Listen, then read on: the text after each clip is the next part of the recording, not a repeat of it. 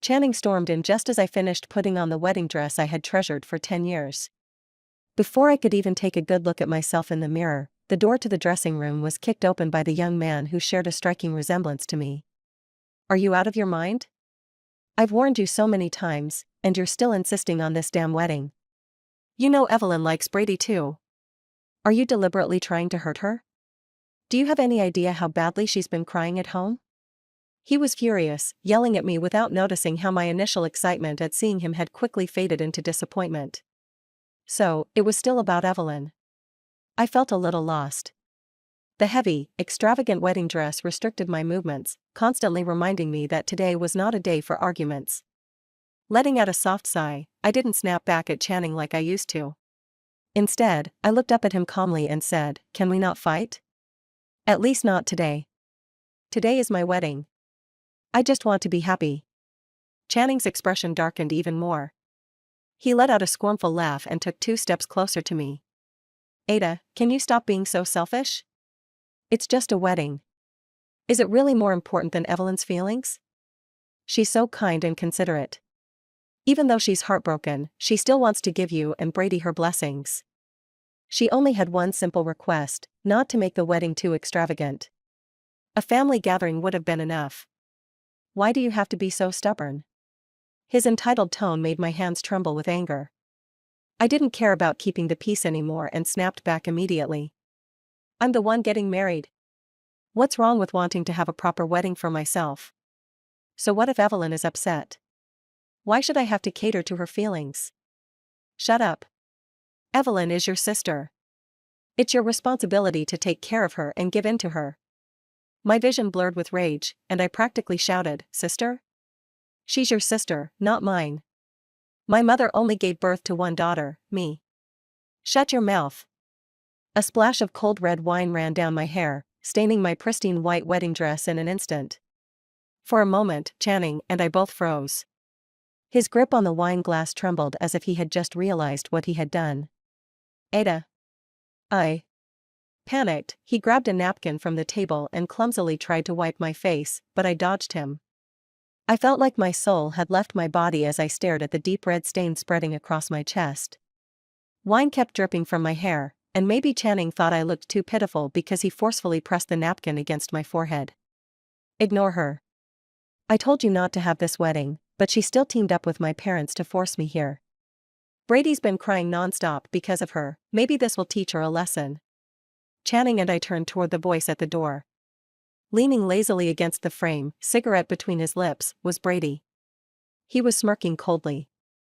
I suddenly noticed, he wasn't even wearing a groom's suit. Instead, he had on a white jacket with a childishly drawn bear painted on the chest. It was the birthday gift Evelyn had given him last year.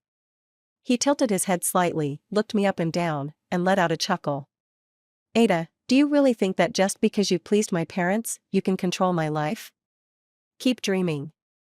No matter how many tricks you play, you'll never be better than Evelyn." Looking at the hatred in his eyes, I couldn't help but laugh.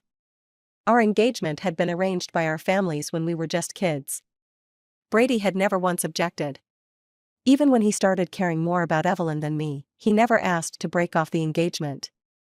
This wedding, it was his family who had pushed for it. When Evelyn found out we were getting married, she threw a fit, even going so far as to starve herself. That had Channing and Brady completely distressed. They were so busy comforting her that they started avoiding me altogether. In my last phone call with Brady, I had asked him, "Do you even want to get married?" He had gone silent for a long time. Then, I heard Evelyn's tearful voice in the background. "Who are you talking to? Is that my sister?" That was when he finally snapped, "You're so annoying. It's already been decided, why are you still asking? Stop calling me." Brady's father had reassured me, telling me not to worry. He would handle the wedding, and Brady, he would come around. But seeing Brady like this today, I could tell. His father must have scolded him, and now he was taking it out on me. I let out a soft laugh, took the napkin from Channing's hand, and gently wiped the wine off my face. "Ada. Ada." My bridesmaid, Donna, rushed in, looking completely flustered. "Your fiancé is here. You're supposed to go out now. Oh my God, your dress." She gasped at the scene before her, her large almond eyes darting between me and the two men. Instantly, she understood everything. "You two bastards. Bullying Ada again, aren't you?" Before she could claw at Brady's face, I quickly grabbed her arm. Donna's father worked for Brady's family's company. It wasn't worth it, none of this was worth it. But Brady seemed to misunderstand. Seeing me standing in front of him protectively, he looked momentarily surprised. Then, lowering his voice, he said, "I'll give you two options. 1. Go through with the wedding wearing that stained dress. Or 2. Apologize to Evelyn and make her happy. If you do, I'll publicly announce that the wedding is postponed, and I'll even have a new dress made for you. Your choice." His tone was mocking, like he was just waiting for me to fight back. Donna was shaking with anger, tears welling in her eyes as she glared at him like she wanted to tear him apart. But me? I didn't look angry at all. I simply lifted my head and stared directly into his eyes. No need. My wedding dress was designed by my mother before she passed away. I don't think you can find a better designer than her. Behind me, Channing stumbled against the vanity table. I turned to see him staring at me, completely stunned, his lips trembling as if he wanted to say something but couldn't. I ignored him and looked back at Brady. "So, I refuse both of your options." I walked to the front, holding the bouquet alone. Standing before me were only Brady's parents. My own parents had passed away years ago. Aside from my brother, who had just thrown a glass of wine in my face backstage, I had no blood relatives left in this world. Under the astonished gazes of the guests, I calmly took the microphone from the officiant's hand. "Sorry for showing up in such an undignified state." Brady finally reacted and hurried onto the stage, grabbing my arm. "Ada, what are you trying to do?" "I'm doing what you wanted to do." As everyone can see, my fiancé, Mr. Brady, didn't even bother to change his clothes. He said this wedding was something I schemed for. Well, now I don't want to scheme anymore. I officially announce, Brady and I are calling off this engagement. From now on, we have nothing to do with each other. With that, I tossed the microphone aside, shook off Brady's grip, and turned to leave. Behind me, the venue instantly descended into chaos. Ahead of me stood Channing, his expression flustered, his face deathly pale. He reached out, trying to stop me, but when his eyes landed on the glaringly dark red stain on my wedding dress, his hand froze in midair. I didn't pause for anyone. I flung the bouquet aside and brushed past Channing. At the entrance, Donna was already there, fuming, with the car waiting. "Get in." It was only when I sat down in the car that I realized my hands were shaking. In the rearview mirror, my makeup was slightly smudged, my face streaked with tears. Donna pulled out 2 tissues and handed them to me while cursing Brady under her breath. "He used to be such a sweet kid. How did he turn into this? That bastard used to love you so much. Now he's switching faces faster than flipping a page." Her voice gradually softened as she saw me bury my face in the tissues, silent for a long time. "Ada." "I'm fine, Donna. Really. I just miss my mom." The car fell into silence. I leaned my head against the window, watching the scenery pass by, feeling as if time had twisted everything beyond recognition. Turns out, I was the only fool who had stayed in place, refusing to move on. There was a time when Channing and Brady were so good to me. They truly were. My mother was a world-renowned wedding dress designer. She once said she would design the most unique wedding dress just for me, so she could watch me walk down the aisle wearing her love and blessings, marrying the man I loved. That year, Brady and I had just gotten engaged. He blushed as he reached out to hold my hand, only to be shoved aside by my brother. "Go away, go away. You're only getting married when you grow up, not now." The adults around us burst into laughter, and I, embarrassed, hid in my mother's embrace as she gently stroked my hair. Back then, my mom hadn't been diagnosed with stomach cancer yet. Back then, there was no little sister named Evelyn in my family. Back then, everyone I loved was still by my side. My mother passed away when I was 12. Since she wasn't sure about my measurements as an adult, she had altered the last wedding dress she made for me countless times. In the end, she had no choice but to add adjustable zippers at the bust and waist. That was the last gift my mother left me. And even that dress, I almost lost it. The same year my mother passed away, my father brought home a little girl. He said she was the daughter of an old comrade in arms who had entrusted him with her before passing away. From now on, this is your little sister. You must get along well, understand? I thought I understood. But Evelyn clearly didn't. I had never, ever seen a child like her before. One moment, she was gritting her teeth, trying to snatch the doll from my hands. The next, she was shedding tears in front of my brother and Brady. Do people instinctively sympathize with the weak? I didn't know. All I knew was that the two people who had once stood by my side started shifting their loyalties toward Brady. Ada, you can't act like this. Evelyn doesn't have parents anymore, how pitiful. Yeah, Ada, you should be kinder to Evelyn. You still have a brother, and you have me, but Evelyn has no one. I lost count of how many fights I had with them. Each argument always ended with them scolding me for not being as gentle and sweet as Evelyn. Eventually, I stopped fighting altogether. But my silence only made Evelyn more audacious. She even tried to take my mother's wedding dress. The moment I saw her dragging that white gown up the stairs, I lost all reason.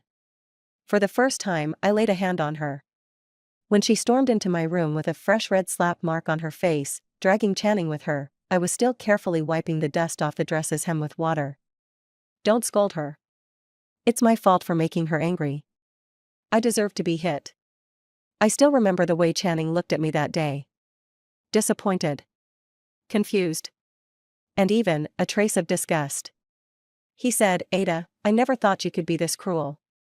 Evelyn had never seen such a beautiful dress before. She just wanted to look at it. How could you be so heartless? My hands trembled with anger, and I started arguing with him. Our shouting eventually drew my father over. Seeing Evelyn in tears, he gently comforted her. Don't cry, sweetheart. I'll have someone make you an even prettier princess dress, okay? Once he finished coaxing her, he turned back, only then realizing I was still standing there. His face immediately filled with awkwardness. You'll have one too, Ada. I'll have them make one for you as well, okay? Watching him and Channing carefully wiping Evelyn's tears, I finally realized. I was the outsider. I didn't ask for a new princess dress.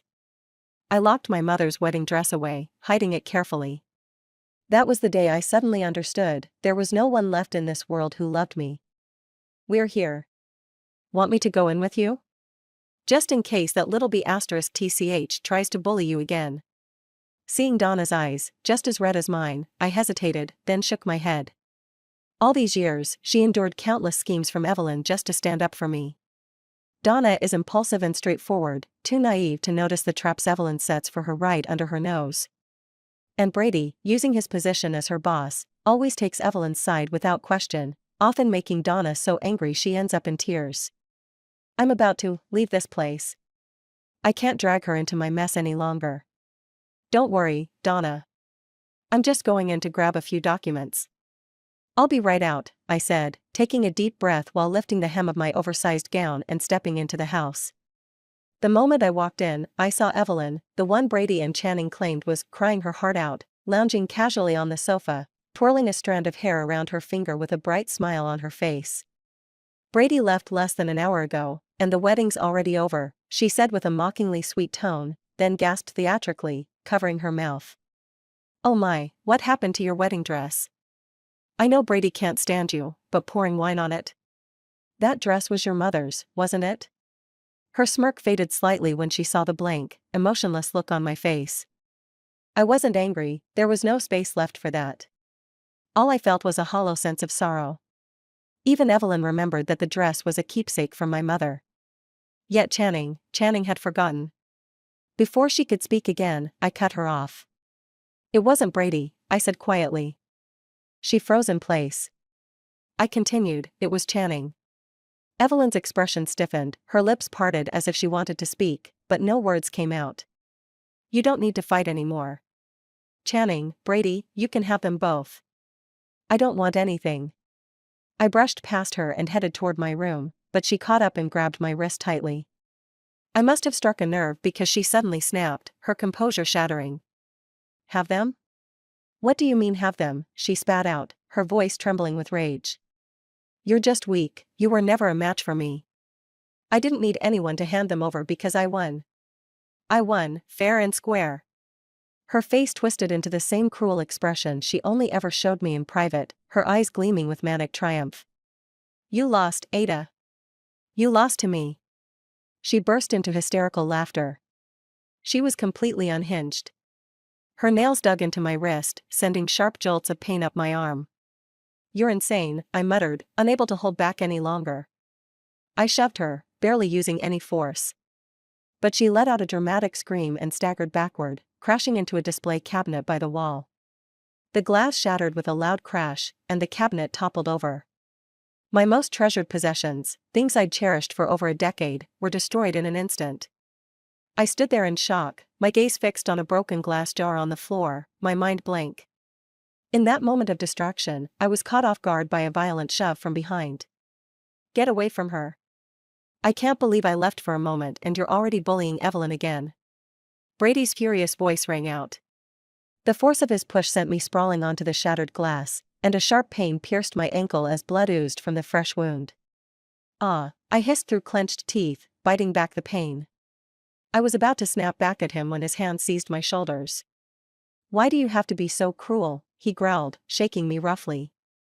His amber eyes blazed with fury. You've been bullying Evelyn since we were kids, fighting her for toys, for clothes, and even for the people she likes. You already won. You have everything. I even agreed to marry you. Why can't you back down just once? Evelyn, still lying on the only patch of carpet untouched by the shattered glass, sobbed softly, her delicate frame trembling like a fragile flower. Brady's grip on me tightened as the veins in his forehead bulged. But through the haze of pain and tears, my gaze was drawn back to the broken glass jar. The jar had split in half, revealing a stack of pink paper stars inside. My breath hitched, and despite the searing pain in my ankle and the pounding headache from the emotional turmoil, I grabbed Brady's sleeve with trembling fingers, just like I did 10 years ago, desperately trying to make him believe me. Brady, I choked out, it wasn't me. I didn't push her. She grabbed me first, I barely touched her. I didn't do anything wrong. For a brief moment, something flickered in his eyes, something softer, like a glimmer of doubt. His harsh breathing slowed, and his grip on my shoulders loosened slightly as if he wanted to wipe away my tears. But before he could, Evelyn's voice trembled from behind us. Don't be mad at her. She's right. She didn't push me that hard. I just lost my balance, she whispered brokenly. But, Brady, my ankle hurts. Can you take me to the hospital? His hesitation was clear as his gaze shifted between us. But in the end, he let go of me and turned to her instead. I'll take Evelyn to the hospital. We'll talk when I get back, he said, bending down to lift her into his arms. As he straightened up, he sighed heavily and added, your brother and my parents are telling the guests that we just had a small argument, and you said those things out of spite. The wedding is postponed. I already agreed to this. Stop making a scene. Just wait here until I return. Without a second glance, he kicked aside the shattered glass, stepping over a crumpled card as he carried Evelyn out. In his arms, Evelyn clung to his shirt, her fingers tightening when she heard the word wedding. The look she gave me over his shoulder was full of venomous hatred. I barely felt the pain in my ankle anymore. It was like I had lost all sensation as I knelt down to pick up the dirty, shoe-marked card. Ada, your dad and brother might love Evelyn more, but you still have me. I love you the most, I only love you. Brady had given me that card 2 years after Evelyn came to live with us. I still remember the teasing laughter of our classmates when he slipped it into my hand, guessing it was some kind of love letter. I had only read one line before tears filled my eyes. Even now, after everything had changed, that simple, childish promise still touched me more deeply than any romantic words ever could. At 15, Channing sensed my fears and insecurities, and with all the bravado of a teenage boy, he tried to ease the pain of losing my mother. He was my comfort, my anchor, when my father and brother grew distant. But now, after all these years, we've become this. This, an unbearable, irreparable mess. When Channing called, I was already standing in line at the boarding gate. Hearing Donna sobbing broke my heart. I turned back to comfort her several times, but each attempt was interrupted by my ringing phone. In the end, I simply turned it off. Your wound was just disinfected, and you didn't even get it properly bandaged. You have to go to the hospital as soon as you land, okay?" she cried. We held each other and wept. I gently wiped away her tears. The boarding staff kept urging us forward, and I finally had to let go. Her tearful gaze followed me as I walked further and further away. Honestly, I was running away. Like some kind of mental defense mechanism, I was deliberately avoiding the pain, pushing myself not to think about the people and things I was leaving behind. It wasn't until I boarded the plane and saw the endless darkness outside the window that I finally realized I was really leaving this city where I'd spent over 20 years of my life. I was about to step into a future that was completely unknown and entirely my own. Meanwhile, outside a hospital room in City A, Channing frowned deeper and deeper as his phone rang out to a busy signal. This was the 10th time he'd called Ada. No matter how much they argued as siblings, they had never lost contact like this before.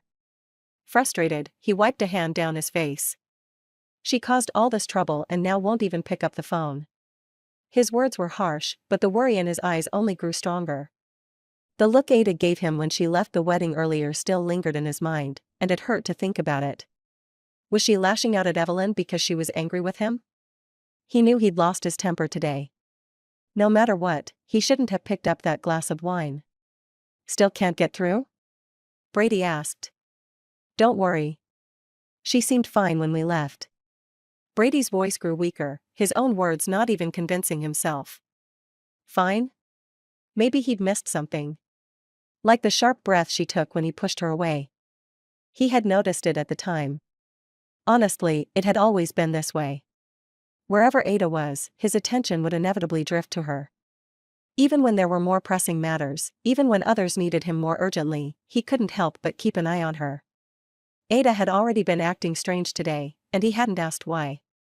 Her furrowed brow, the tears pooling in her eyes, and that desperate, pleading expression he hadn't seen in years. And that voice, full of helplessness and despair. "Brady, please believe me. Believe me." A sharp pain pierced his heart, and he clutched his chest. "The doctor said Evelyn's foot isn't broken, it was probably just a bruise." "Stay with her, I'm going back to check on Ada." "Wait, I'll come with you." "No, you stay here." For some reason, the last thing he wanted was for Channing to follow him back. Even more, he didn't want to wait until Evelyn finished her checkup. A gnawing sense of unease was spreading through him. Something was slipping beyond his control, spiraling toward disaster. He didn't know exactly what it was, he only knew one thing. He needed to see Ada. As soon as he saw her, he would apologize. The wedding? Fine. If that was what she wanted, he'd arrange it himself. "If I do that, she won't be angry anymore, right?" he muttered to himself, disappearing into the night. It was past midnight when Channing finally returned home with Evelyn, his face dark as thunder. The doctor had repeated several times that her foot was fine, but Evelyn still cried in pain. She insisted on dragging Channing through every possible examination while repeatedly asking where Brady had gone. Did he go to find Ada? Channing had never found his adopted sister more irritating. Not only could he not reach Ada, but now Brady wasn't answering either. With his anxiety mounting, Evelyn's constant clinging only added to his frustration. More than once, he considered leaving her at the hospital and going home alone. But every time he remembered her parents had passed away and how she grew up as an outsider in their family, he couldn't bring himself to be that heartless. So, he endured it until 2 a.m. The moment he stepped through the door, Channing headed straight to Ada's room and froze in his tracks. The room was a mess. Amid the chaos, Brady sat slumped on the floor. In his left hand, he held a card marked with a shoe print. His right hand, bloodied from broken glass, stubbornly redialed a familiar number over and over again. Channing's heart sank when he recognized the digits. The same number he'd been trying to call all night. "Brady! What the hell are you doing? Where's Ada?" Brady's head snapped up, and for the first time in his life, Channing saw him cry. His eyes were swollen, his lips cracked, and his face, usually so composed, was twisted with anguish, an expression hovering between confusion and madness. A chill ran down Channing's spine as terrifying thoughts flooded his mind. His voice trembled. "Where's Ada? What did you do to her?" Brady's eyes widened slightly at the question.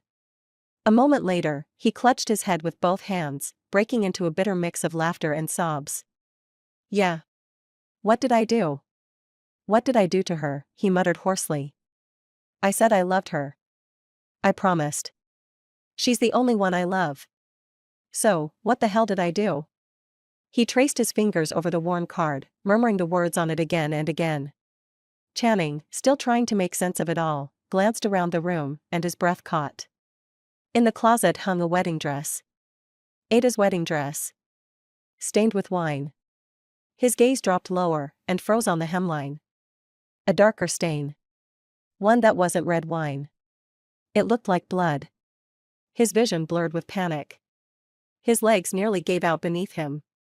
He lunged at Brady, grabbing him by the collar and dragging him upright. Where is my sister? Where the hell is she? I don't know. She left. She doesn't want us anymore. Channing's fist smashed into Brady's face. From the doorway, Evelyn gasped in horror. Her fake injury forgotten, she rushed forward to pull them apart. Stop it. Why are you fighting? Did Ada make you mad again? Both men turned their cold, furious gazes on her, making her shrink back in fear. What? Isn't this about Ada? Brady let out a hollow, broken laugh. He bent over as if the weight of his regret had crushed him. Clutching Channing's sleeve with trembling fingers, his voice cracked in desperation. Please. Bring her back. I know I was wrong. Just, bring my Ada back. This was my second time coming to B City. The last time, my mom was holding my hand as we stood together in this city, which looked like a painting. Time flies. In the blink of an eye, 10 years have passed. Ada. Ada. The voice of an elderly woman, warm and joyful, pulled me out of my thoughts. I gently shook my head, pushing away those dark memories, and raised my arm to wave. Professor Merowe. When I got closer, the elderly woman lightly scolded me, patting my arm. Don't call me Professor. I missed you so much. Let me give you a hug. I leaned my head against her shoulder, breathing in the lavender scent from her clothes, and couldn't help but feel my eyes well up. Professor Merowe was my mom's mentor. She never married and naturally had no children of her own. She had always regarded my mom as her child. When my mom was still alive, we were very close. But after my mom passed away, Professor Merowe grew distant because she didn't like the businesslike attitude of my father. Over time, we didn't stay in touch as much. But she's always been kind to me. She called me every now and then, and sent me gifts during every holiday. Last month, when I called to tell her I was getting married, she was so happy she couldn't sleep for 2 days. If it weren't for her health and age, she would have flown to a city to be there. But, in hindsight, maybe it was for the best that she didn't come. I kept the details of the wedding to myself, only telling her that Brady and his family weren't very attentive toward me, and that I didn't want to go through with it. I planned to go live with her and work as a designer. However, she's so sharp. From just my slightly downcast tone, she guessed that I must have endured some huge disappointment. She was so upset on the phone that she cried, and today she came to pick me up first thing in the morning. I'm so sorry for getting your hopes up. The wedding didn't happen. Forget the wedding, you look like a flower, no need to settle for cow dung. I almost choked on my own spit, impressed once again by her bluntness. I'm here to treat you to a nice meal, to wash away all the bad luck. From now on, you'll be happy every day. I smiled in response while pulling out my phone to text Donna. But as soon as I opened my phone, an overwhelming flood of messages filled my entire screen. My phone buzzed for 2 full minutes before it stopped. Looking at the screen, 90% of the messages were from Brady and Channing. I didn't even bother reading them and immediately blocked both of them, as well as Evelyn's contact. I sent a quick message to Donna, then turned off the screen. I leaned on the chatty old woman as we walked out of the busy airport.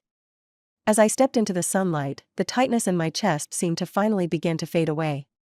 A month after being at the studio, I finally had to admit that there are always people better than you.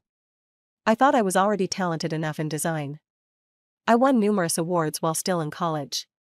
But after meeting the geniuses in Merowe's team, I felt like I was being rubbed into the ground. I declined Merowe's offer to make me a full-time employee and decided to start as an intern.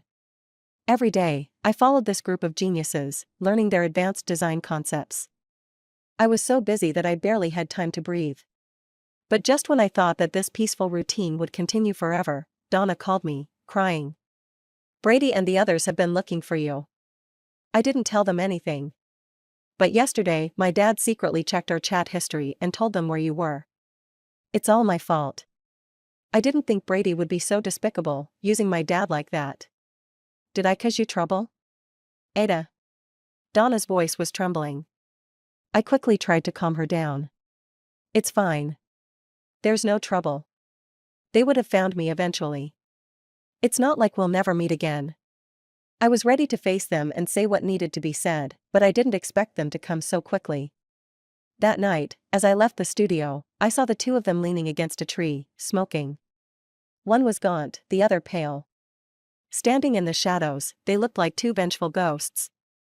Especially Brady, when he saw me, it was like a dog seeing a bone.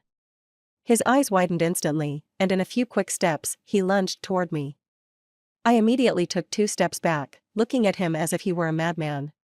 Realizing his mistake, he froze, not daring to move forward. Don't be scared. Don't be scared.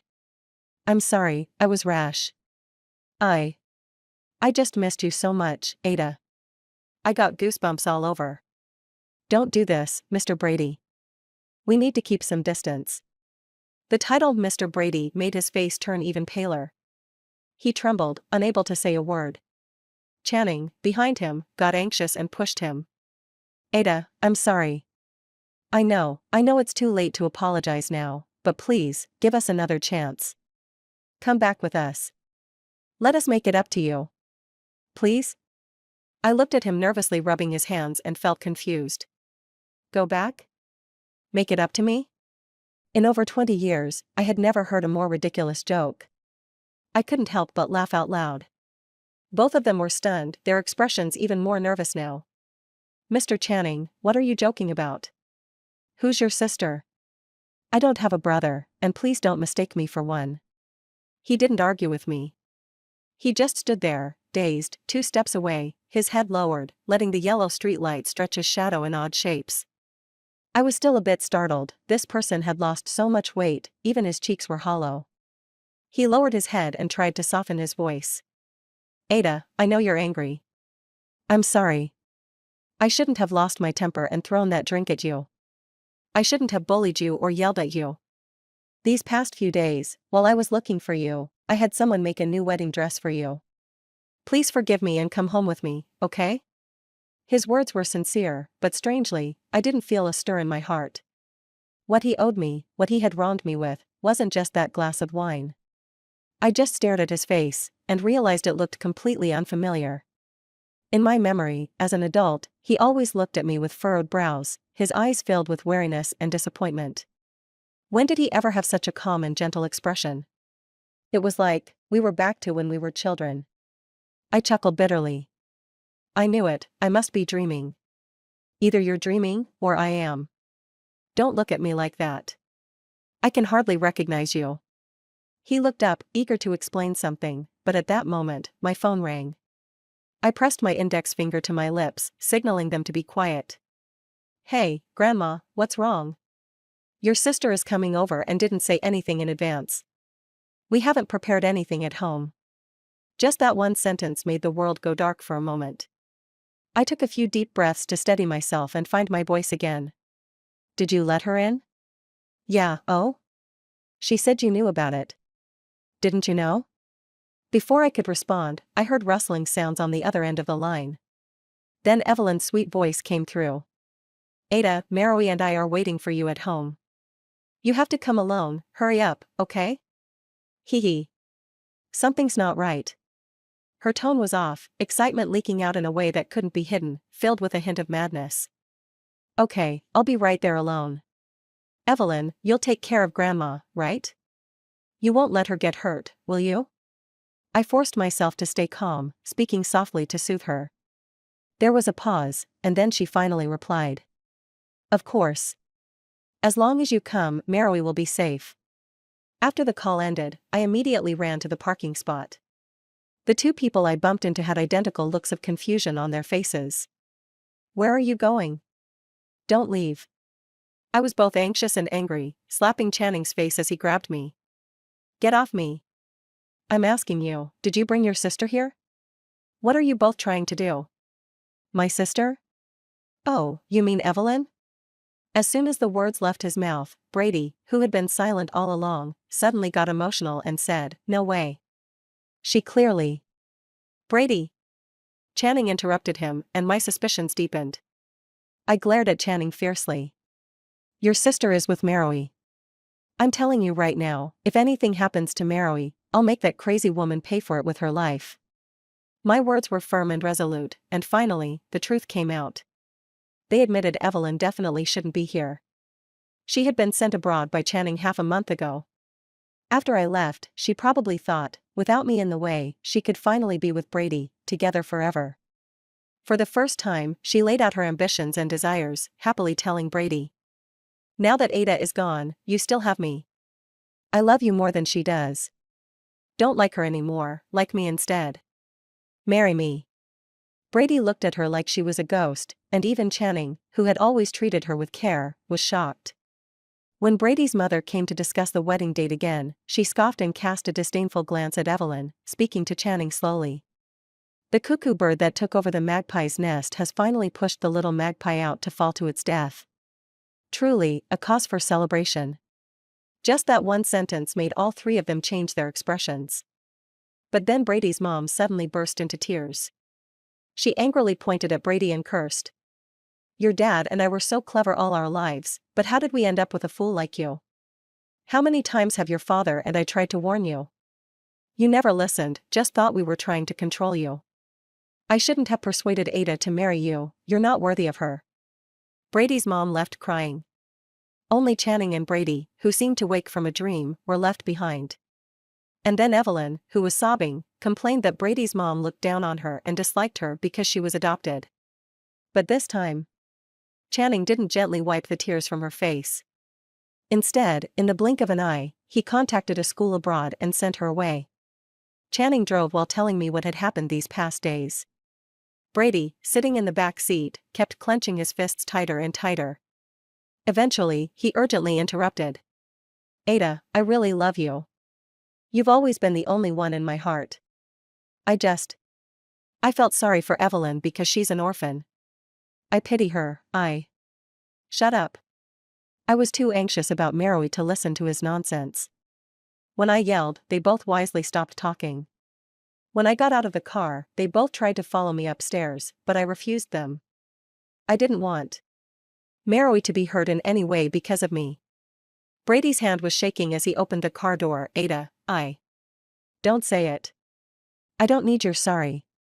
I opened the door alone, despite being prepared for it. Even so, when Evelyn grabbed my neck, I still couldn't help but feel a chill run down my spine. In the corner, Grandma, tightly bound by ropes, had fallen silent. My vision blurred with fury, and I struggled wildly, shouting, What did you do to Meroe? Why are you yelling? I just gave her some sleeping pills so she wouldn't keep whining. I looked carefully, and Meroe's chest was still gently rising and falling, which eased my worry. Did you see Channing and Brady? My heart skipped a beat, and I quickly denied it. No, aren't they both with you? I was curious too, why did you come looking for me? I wasn't sure if she believed me, but the rope tightening around my neck continued to squeeze. Tell me, how is your life so good? You were born with everything, everyone cherishes you like a precious jewel. Even when I smear your name in front of them, frame you, they still love you more. The rope tightened further, and I struggled for air, my hands bound behind me. I could only tilt my head back, desperately trying to get one last breath. You clearly won. They never loved me more. Ever since I was young, they only trusted you, only helped you. All their love went to you. Shut up. She screamed hysterically, her grip tightening even more. What love? It's pity. You think I can't see it? When they look at me, all I see in their eyes is sympathy and pity. Even so, I had to expose my wounds and play the victim, just to get that much. Why is it that you do nothing and still have so many people loving you? Look, even this old lady who's barely seen you, before she passed out, she kept saying, "Don't hurt Ada, don't hurt Ada. You're so loved, aren't you? You're laughing at me in your heart, aren't you? All these years, scheming against me, and still losing to you, abandoned by everyone. Today, I'll make you lose the one you cherish most."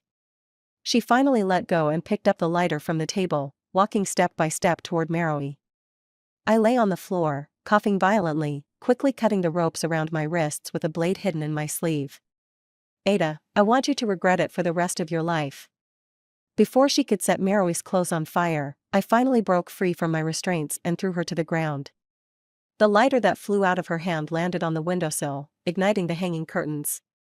The suffocating pressure left me weak and helpless, only able to be pinned to the ground by Evelyn, who had her hands around my neck. "I'll kill you." My chest burned with pain.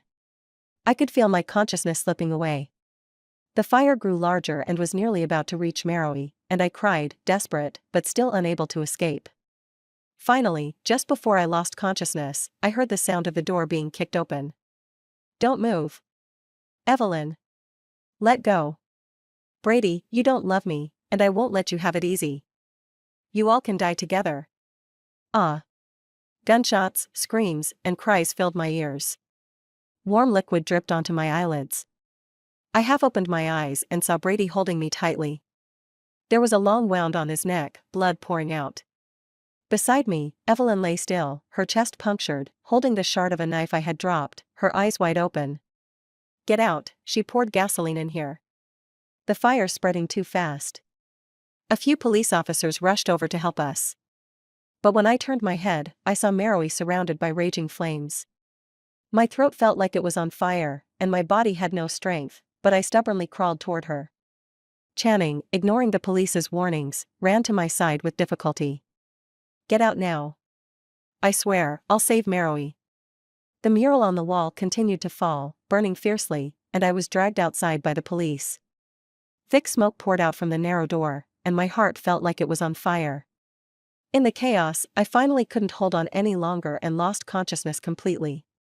When I opened my eyes again, Donna, her eyes swollen like walnuts, was sitting by my hospital bed. The moment she saw me wake up, she cried, laughed, and scolded all at once. "Thank goodness. You're awake. If you died, I wouldn't want to live either." I hurriedly covered her mouth with my hand. Though my voice was still hoarse, I could speak again. "Where's Meroe?" Cough, cough. "She's fine, just a bit scared. She woke up earlier than you, she's in the next room." I let out a long sigh of relief. But then, my heart tightened again. What about Channing and Brady? Donna's fingers gripped the white bedsheet tightly. Her eyes avoided mine as she said, "They're both alive, saying bad things stick around for a long time, so they're not dead yet." I didn't ask more. At least, I believed Donna wouldn't lie to me about life or death. Knowing her personality, if she wasn't saying something, it was because someone didn't want her to. Why should I press her? "Donna, let's go see Grandma." Meroe was truly shocked. When we went to see her, she was still sleeping, murmuring, "Ada, run quickly, don't hurt her." Tears streamed down my face instantly, and I lay on her blanket, sobbing uncontrollably. Donna stood by, several times trying to say something, but in the end, said nothing. Until the day I was discharged. She hesitated for a long time before handing me a letter. "This is from Brady. He asked me to give it to you." I didn't hesitate, just took it. "Ada, you're really not going back home?" "That place isn't my home anymore since Mom's gone. I plan to take Meroe abroad. Meroe got me in touch with a master designer overseas. They agreed to take me as a student, so I'm going with her to relax." Donna didn't try to stop me, just gave me a gentle hug. "Whatever you want to do, I support you. But don't forget, there's still me in a city. You're not alone. If you miss me, come back to find me." I hurriedly nodded, looking into her gentle eyes, realizing that my carefree childhood friend seemed to have grown up overnight. On the flight abroad, I covered the sleeping Meroe with a blanket before pulling out the thick letter from my bag. When I opened it, I realized, this didn't look like Brady's handwriting. Though Brady was carefree, he always wrote beautifully. But this letter had uneven, shaky handwriting, like it was written by a frail elementary school kid. It took me a lot of effort to make out the words. Ada, suddenly I realize I haven't written you a letter in nearly 10 years. It's ironic. When I was young, I always imagined writing you marriage vows when we grew up, promising to be together forever. How beautiful, how full of dreams. Ada, I'm sorry. I think in the long years, I've forgotten the promise I made when I was young. Love is an easy word to say, and young promises are often full of romantic love, but please believe me, 15-year-old Brady truly loved you. Back then, I always thought we'd end up together, so I didn't worry about the details. I loved you, and I knew that was enough. So, Ada, I'm sorry. I'm sorry to the you from the past, and I'm also sorry to the 15-year-old me. I think I've made an outrageous mistake. But I'm so lucky that on the day we were destined to part, in the blazing flames, I found the heart and courage to love you again, just like when I was 15. Ada, I wish you happiness, and I hope you never meet such a foolish lover as me again. Goodbye, Ada. In the middle of the letter, there was a stock transfer agreement, soaked by the tears I hadn't realized I shed.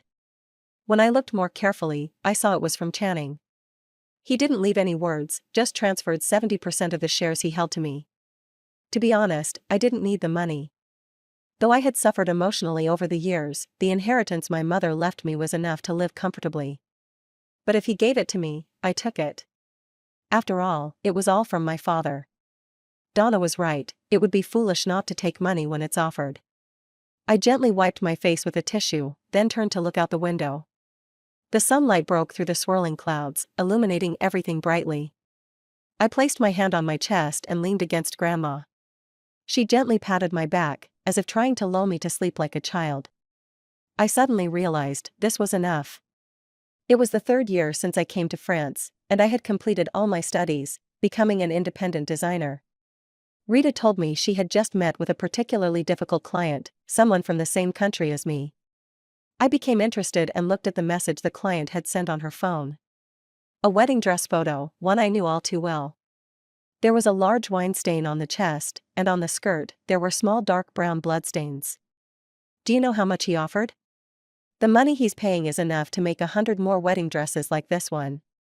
But he doesn't want a new one, he insists on having this old wedding dress repaired. I heard he's asked every designer in the country, but no one will take it on. Sandy went to meet this client in person a month ago. She said something strange, both of the clients seem to have some disabilities. One can't speak, and his right hand is always shaking. The other one, in the middle of summer, is covered from head to toe, only her eyes are visible. Sandy said she thought she saw burn scars beneath her eyes. Such rich, famous people, right? Ada, do you know them? I gently shook my head, smiling as I turned my gaze away. The past wounds had devoured my whole soul. They made me suffer, made me fearful of losing what I had. I hated that life, and I hated the people who brought it to me. But I had also learned to heal my broken soul. Now, I had a career I loved, and a family who cared for me. All the oppression, humiliation, indifference, and betrayal from the past. They no longer mattered in my life. I wouldn't look back, and I wouldn't hold grudges. As for when others could let go, I didn't know, and it was no longer my concern. Ada, your grandma came to bring you some treats. Wow. Little cakes. I turned around and saw Mary, leaning on a cane. She stood there, smiling, holding the most beautiful cake and offering it to me. I thought, finally, I was the one being cherished by someone. End of the story.